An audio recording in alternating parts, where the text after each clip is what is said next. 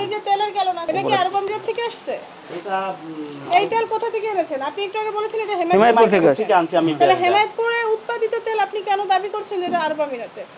এই যে যে আপনার তেলটা কিনে গাড়ি চালায় সে কি মানুষ না? না না, যে এই জিনিসটাকে বিদেশি বলে বাজার থেকে কিনতেছে, এটা ইউজ করার পর তার গাড়ির ক্ষতিগ্রস্ত হচ্ছে, সেই গাড়িটা কি সে তার কষ্টের উপার্জন দিয়ে কিনে নাই? এখন মানবিকতা শুধু আপনার জন্যই প্রযোজ্য। আরব আমিরাত তৈরি না, আরব আমিরাতের প্রোডাক্ট তৈরি প্যাকেজিংটা এখানে। সেই প্রোডাক্টটার আপনি আমাদের এলসির কপি দেখান। উল্লেখ থাকবে যে এটার কাঁচামাল আরব আমিরাত থেকে আসে, বাংলাদেশে প্যাকেজিং হয়। এখানে বাংলাদেশের কোনো কিছুই তো উল্লেখ। আপনি আমাদের এলসির কপি দেখান। আপনি যে আরব আমিরাত থেকে আনছেন সেটা এলসির কপি দেখান। আমরা হেমায়েতপুর নট আরব আমিরাত, হেমায়েতপুর তো এখানে। আপনার এখানে রেটটা কই, দাম কত?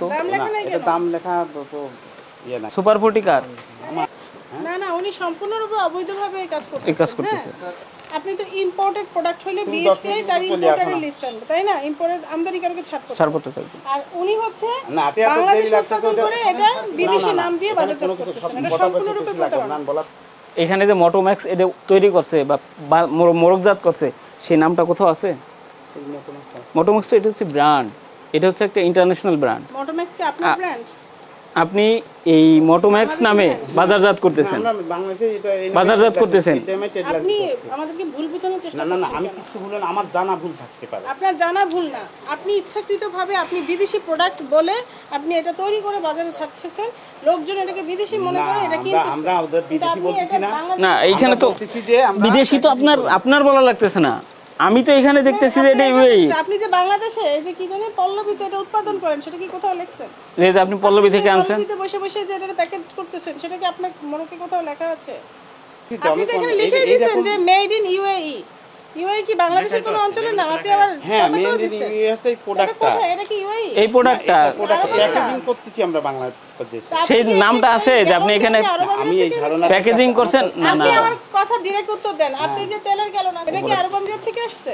এটা এই তেল কোথা থেকে এনেছেন? আপনি একটু আগে বলেছেন এটা হেমায়েতপুর থেকে আনছি আমি। তাহলে হেমায়েতপুরে উৎপাদিত তেল আপনি কেন দাবি করছেন এটা আরব আমিরাতে?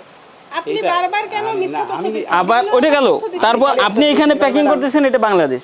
আপনি তো প্যাকারসের আপনার নামও লেখেন নাই। এই যে যে আপনার তেলটা কিনে গাড়ি চালায় সে কি মানুষ না?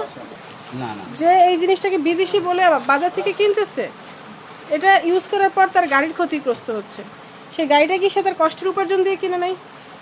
এখন মানবিকতা শুধু আপনার জন্যই প্রযোজ্য। তাহলে যেই লোকটা, আপনি আমার কথা শুনবেন, আপনি তো বাইরের প্রোডাক্ট কোনো প্রমাণই দেখাতে পারেন নাই। আপনি এটা যে বাইরে, আপনি তো শুরুতেই মিথ্যা তথ্য দিয়েছেন। আপনি লিখছেন যে এটা আরব আমিরাতে তৈরি, অথচ আপনার প্যাকেজিং হচ্ছে বাংলাদেশে। আপনাকে মিনিমাম লিখতে হবে, আপনাকে মিনিমাম লিখতে হবে যে এটা বাংলাদেশে তৈরি হচ্ছে, আপনি বাজারজাত করতেছেন, আপনি সেটা লেখেন নাই।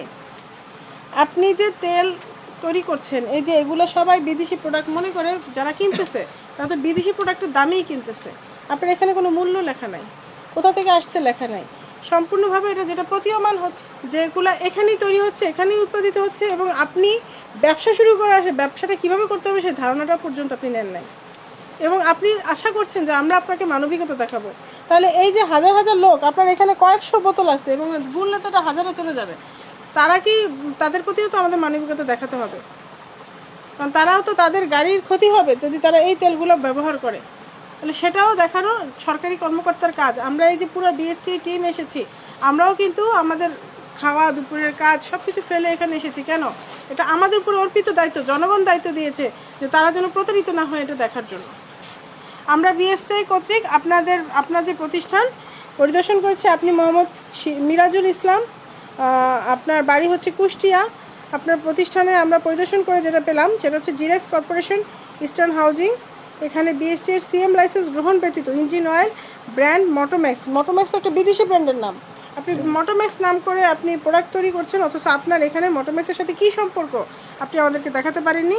প্যাকেজিং এবং বাজারজাত করছেন, যা বাংলাদেশ স্ট্যান্ডার্ড এবং টেস্টিং ইনস্টিটিউশন আইন 2018-এর 30 ধারায় অপরাধ আমলে নেওয়া হয়েছে। এবং এই ধারায় বলা আছে এই ধরনের অপরাধ করলে, আপনি এই ধরনের মিথ্যা তথ্য দিলে আপনাকে অনধিক 1 বছরের কারাদণ্ড অথবা অনধিক 50,000 টাকা অর্থদণ্ড, তবে 10,000 টাকার নিম্নে নয় বা উভয় দণ্ডে দণ্ডিত হবেন। সার্বিক বিবেচনা করে আমরা আপনাকে 30,000 টাকা অর্থদণ্ডে দণ্ডিত করলাম, অনাদায়ে 7 দিনের কারাদণ্ড। আপনি দ্রুত অর্থ পরিশোধ করুন। সাধারণত আমরা এইসব কেসে সব মালামাল জব্দ করে ফেলি, কিন্তু আমরা এটাও মানবিক কারণে আপনাকে একটা সময় দিলাম। আগামী 7 দিনের মধ্যে আপনি এগুলো সব রেগুলারাইজ করে ডিএসটিআইকে রিপোর্ট দেবেন। যদি না করতে পারেন তাহলে আপনার কারখানা বন্ধ ঘোষণা হবে।